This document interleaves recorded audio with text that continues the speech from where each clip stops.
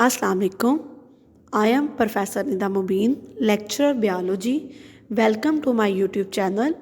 आज के लेक्चर में हम पढ़ेंगे ब्रांचेस ऑफ बायोलॉजी। इस लेक्चर के एंड तक स्टूडेंट्स इस काबिल हो जाएंगे कि वो अंडरस्टैंड कर पाएँ कि फ़र्स्ट ईयर इंटर पार्ट 1 की बायोलॉजी में कौन सी ब्रांचेस को डिस्कस किया गया है। नेक्स्ट हम देखते हैं कि इसमें जो हमारी सबसे पहली ब्रांच है वो है इकोलॉजी। इकोलॉजी में हम स्टडी करते हैं कि क्या रिलेशनशिप है between living organisms and non living organisms. For example इसमें हम ये देखेंगे कि जो लाइट है जो कि नॉन लिविंग है वो क्या इम्पैक्ट कर रही है प्लांट्स के ऊपर या एनिमल्स के ऊपर या ह्यूमन बींग्स के ऊपर। तो रिलेशनशिप स्टडी किया जाए between living and non living is known as ecology. Next branch है एम्ब्रियोलॉजी। एम्ब्रियोलॉजी में हम डिस्कस करेंगे स्टडी ऑफ एम्ब्रियो। अब एम्ब्रियो क्या होता है? एम्ब्रियो हमारे पास जब भी फर्टिलाइजेशन होती है, एग और स्पर्म मिलते हैं तो फर्टिलाइजेशन होती है, उसके रिजल्ट में जो सबसे पहली चीज़ बनती है वो एम्ब्रियो है। बेसिकली जो हमें कंप्लीट लिविंग ऑर्गेनिज्म जो इंडिविजुअल नज़र आता है, जैसे एक कंप्लीट ह्यूमन बींग है तो उसका स्टार्ट एम्ब्रियो से ही हुआ था। Next physiology. फिजियोलॉजी में हम स्टडी करते हैं डिफरेंट किस्म के फंक्शंस जो कि लिविंग ऑर्गेनिजम्स में परफॉर्म होते हैं। फॉर एग्जांपल हम अगर प्लांट्स की बात करते हैं तो प्लांट्स में फोटोसिंथेसिस कैसे हो रहा है। अगर हम एनिमल्स की बात करते हैं तो एनिमल्स में फूड डाइजेस्ट कैसे हो रही है। तो जब इन सारी चीज़ों को स्टडी किया जाएगा तो उसे हम फिजियोलॉजी कहते हैं।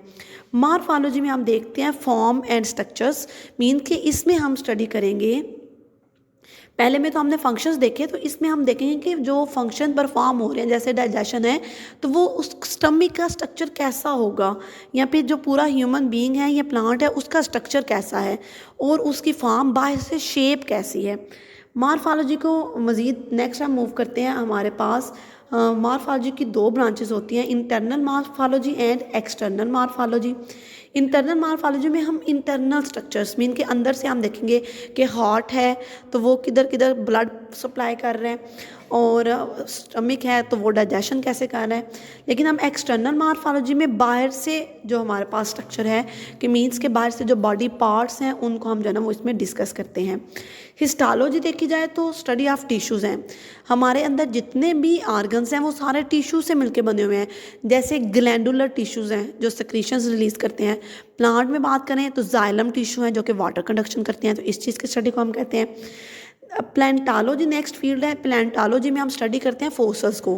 फोसल्स अब वो हैं जो कि बाकियात हैं, रिमेन्स ऑफ लिविंग ऑर्गेनिजम्स के। जब किसी लिविंग ऑर्गेनिज्म की डेथ हो जाती है तो वो ज़मीन के अंदर दब जाते हैं, उसके ऊपर डिफरेंट लेयर्स बन जाती हैं, और जब हम उसको दोबारा से स्टडी करते हैं तो उन जो हमने वो दबे हुए एनिमल्स थे जब उनको स्टडी किया गया उनके ट्रेसेस भी हो सकते हैं, तो उन्हें हम फोसल्स कहते हैं, और इस ब्रांच को हम प्लांटोलॉजी कहते हैं। नेक्स्ट हमारे पास जो प्लांटोलॉजी है उसके दो हैं, पैलियो बॉटनी होता है और पैलियोजोलॉजी। बॉटनी वर्ड का मतलब ही प्लांट्स है, तो मीन्स कि अगर हम प्लांट्स के फोसल्स को स्टडी कर रहे हैं। जोलॉजी का मतलब एनिमल्स है कि हम इसमें किसके फोसल्स को स्टडी करेंगे, डिफरेंट किस्म के एनिमल्स को।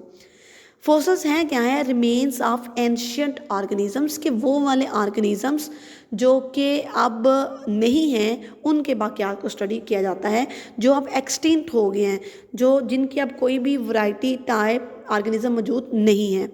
नेक्स्ट ब्रांच है साइटोलॉजी।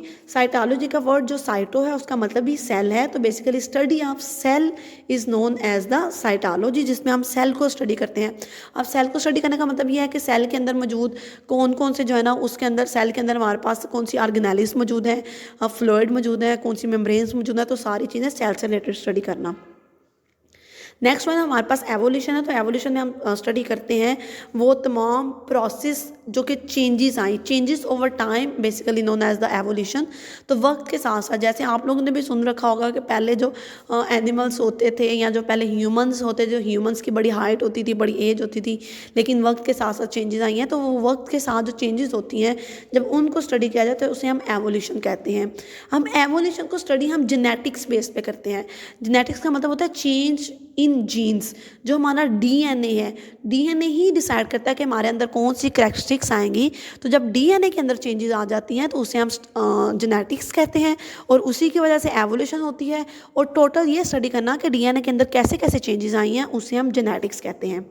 नेक्स्ट है जू जियोग्राफी। अब इसमें 3 टर्म्स हैं, जू जियो एंड ग्राफी। जू का मतलब है एनिमल्स, जियो का मतलब है अर्थ और ग्राफी का मतलब है डिस्ट्रीब्यूशन। तो इसमें हम ये देखेंगे कि पूरी अर्थ पे जो एनिमल्स हैं उनकी डिस्ट्रीब्यूशन कैसी है।